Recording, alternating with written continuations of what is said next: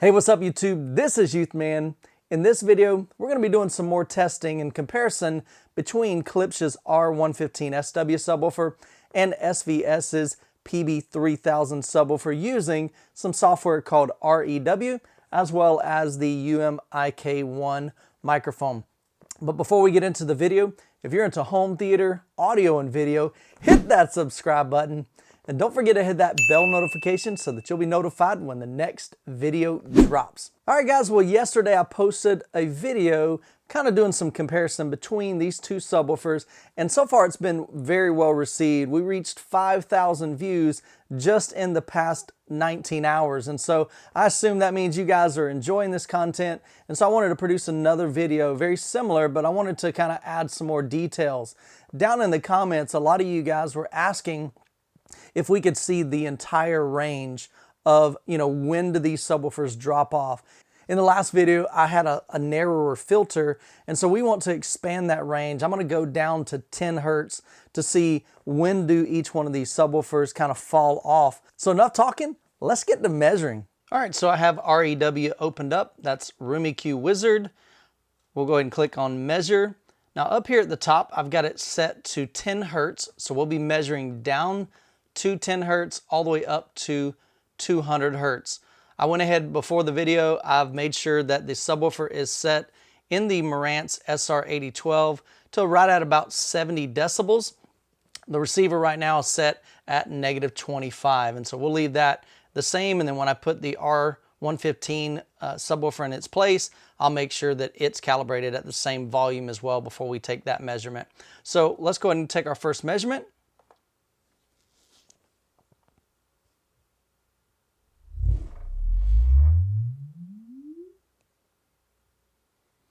All right, so here's our first measurement. So the first thing I'm gonna do is come over here and name this. I'm gonna name this PB3000. All right, so basically what we're looking at here is we've got right about here is 17, so pretty much 18 hertz. So as you can see, the PB3000 at 18 hertz is pretty flat right here. But then once it hits 18 hertz, that's when we start losing output.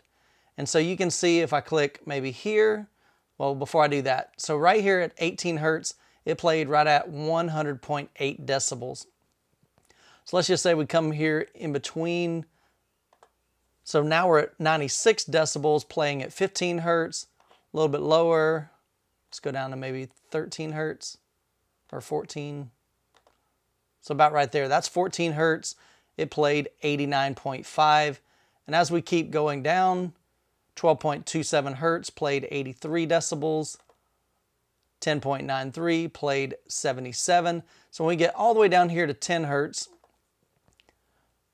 pretty much we lost all output. We lost 30 decibels. We went from 100 decibels down to 71.4. So definitely, you're not going to hear a lot of this, if any. The subwoofer literally is just, that's not capable of reproducing those effectively. This is really what you're interested in. How far will this line go to the left and maintain output before it starts losing SPL? And so that's the first test. So that's with the PB3000, the SVS PB3000. I'm gonna go ahead and pause the video. I'll swap out the PB3000 for the Klipsch R-115SW, and I'll make sure that that is calibrated at the same volume at 70 dB on the SPL meter, and then we'll run our second test. So be right back. All right, so we have the R115 in place. So we're gonna go ahead and come back up here to measure. Come over here and click Start Measuring, and we'll see how these two subwoofers compare in those lower frequencies.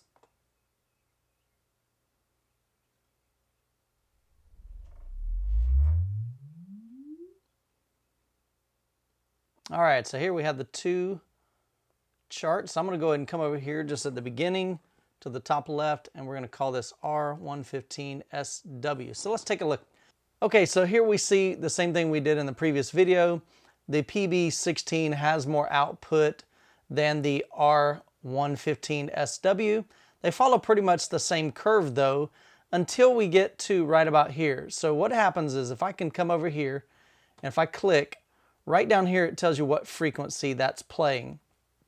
So for all intents and purposes, we were playing right at about 18 hertz. So at 18 hertz, they both are basically the same as far as going horizontal. But right here at 18 hertz is where you begin to see the PB3000 lose steam and start losing volume. And the same thing down here with the Klipsch R-115SW, it begins to lose output as well. But one thing that is really surprising to me, I really expected the reverse of this. I really thought that the PB3000 would kind of go along this curve here, just kind of begin to lose steam and then drop off. But it actually has a much steeper roll off here. Now, I don't know if that's by design from SVS for a certain reason or not. That I don't know. All I can do is just look at the chart. But as you can see here, the green line, which represents the R-115SW, it has a much more gradual decay in SPL. And so if we just take a look here, so if I click here, at pretty much 18 hertz, 17.84, the PB3000 was able to accomplish or play 100.5 decibels. In comparison, the R-115SW at the same frequency played 93.6. So that's actually a little bit different than what we saw yesterday. Honestly, I don't know exactly what has changed. Subwoofers are pretty much in the same position. The one thing I did do is turn down the receiver a little bit. So I'm at -25 on the Marantz SR8012. So that may have something to do with it, not real sure.